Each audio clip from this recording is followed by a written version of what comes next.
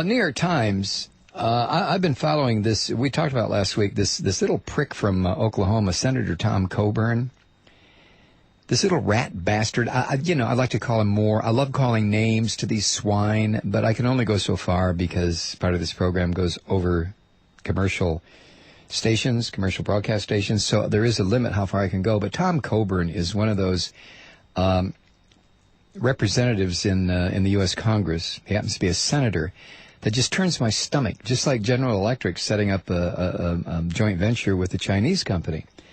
Anyway, editorial in today's Times says a creative plan to help wounded veterans and their exhausted families, we talked about this last week, adapt to the strain of long-term home care is on the brink of bipartisan approval, except for Senator Tom Coburn, Republican, Oklahoma.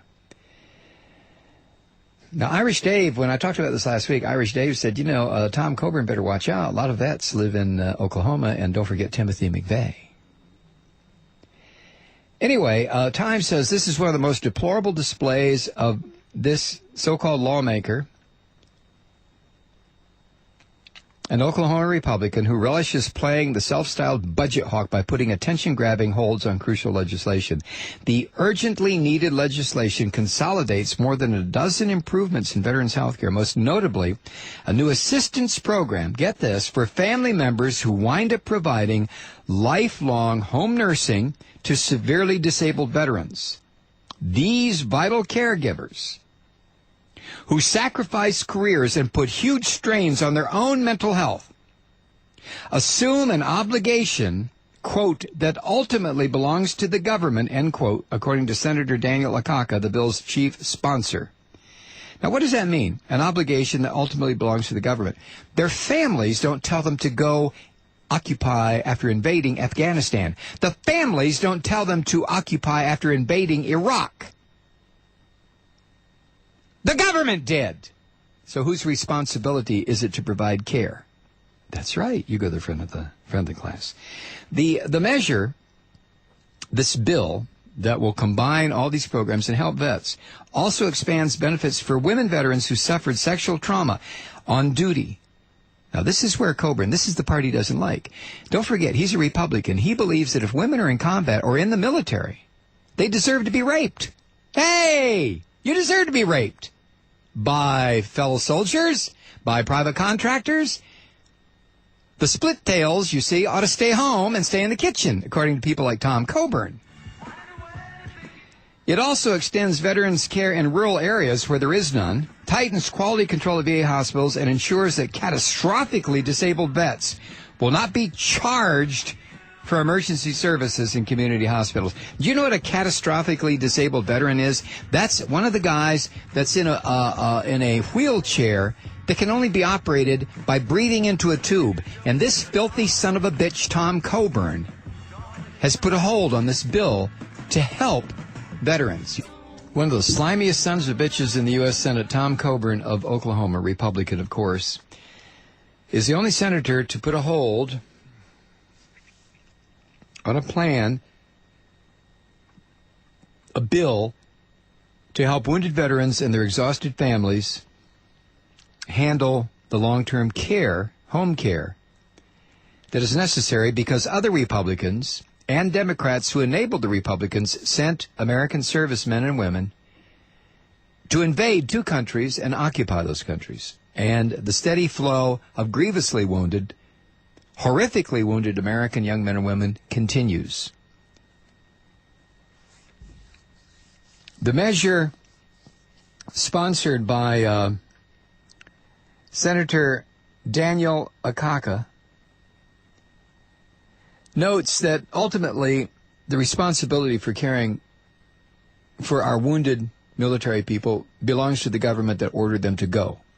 Now, that doesn't mean warehousing. It means providing from the government the resources necessary so that these people, our servicemen and women, who want to live at home can live at home, regardless of the extent of their injuries. That requires a lot. It requires home care. It requires, in some instances, round-the-clock nursing. How is all this handled now? By family members. who are desperately trying to get help. And help is on the way, except for this son of a bitch from Oklahoma, Tom Coburn. Now, the legislation that's in the Senate right now got unanimous committee approval in the Senate, Armed Services Committee? I think it was the Senate Armed Services Committee. Unanimous approval. Unanimous approval. Every Democrat, every Republican said, yeah, okay, yes, absolutely. But Coburn objected to quick floor passage. In other words, it was unanimously voted on by the Senate, sent out for floor approval, take a vote. All in favor, aye. All opposed, no, the vote passes. No, says Coburn.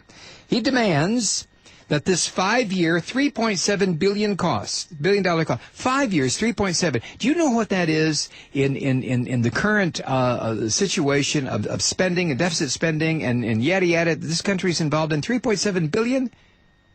That's not that's about a tenth of the bonuses that'll be paid this Christmas by Goldman Sachs to its financial rapists who are hard at work. That's what it is. $3.7 billion for 5 years. Jesus God. Coburn is demanding that the $3.7 billion cost over 5 years be offset with immediate budget cuts. Right now, all of it. Now, how does that balance out? As the New York Times says, the senator's argument rings hollow in the face of veterans' suffering and the world of deficit budgeting brought on by the Republican Party's tax cuts and the Republican Party's invasion. It was their chump that ordered this, both countries.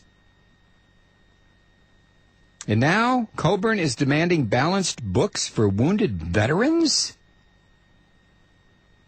Jesus Christ, where did these people come from?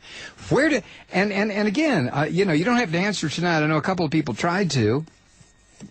What is it that makes a veteran or anybody even in active duty service on reserve status support a Republican? Don't you understand that these vermin will cut your throat every single time? It's Republicans who do this. It was Democrats who passed the first GI Bill back in the mid-'40s with all these millions of American servicemen coming home. You know what the Republicans wanted? They saw that as this huge labor pool that would depress wages. And the Democrats forced, because they were the majority party, and the Republicans had to shut the goddamn hell up and do nothing. The Democrats got past the GI Bill. Whether it was about buying a house or job training or going to school, that was Democrats. How did the Republican Party that just urinates all over veterans, just a constant stream of urine from these bastards? That's all they do. That's all Republicans do. Go kill, boy. Go die for me, girl. Get your ass over there. Come back with your arms and legs blown off, half your skull gone. I don't care. You're doing it. You're dying. You're getting wounded for American fascism, and it pays me a lot of money. Go on. Get over there. Well, if I get outraged about this, and I don't have a dog in that fight because I don't have any family members who are in the military, and if any of my grandchildren said they wanted to go, I'd break their legs. I'm sorry. I would tell their mamas, ain't going to happen. Well, before I broke the legs, I'd make sure that they went to college or something. But you understand what I'm saying? Not now. Not now. Not with this attitude of invading countries that have done nothing to us for this phony war on terror so that corporate America can get wealthy and pigs like Tom Coburn can get his 15 minutes, just like Sarah Palin, just like Glenn Beck. It's disgusting. And yet, Republican families put up with it. What's wrong with you people? I'm serious as a heart attack. What in the hell is wrong with rank and file Republicans? Why do you support a party that will treat your son, your daughter, your uncle, your auntie, your father as scum after they use him in the U.S. military? What is wrong with you?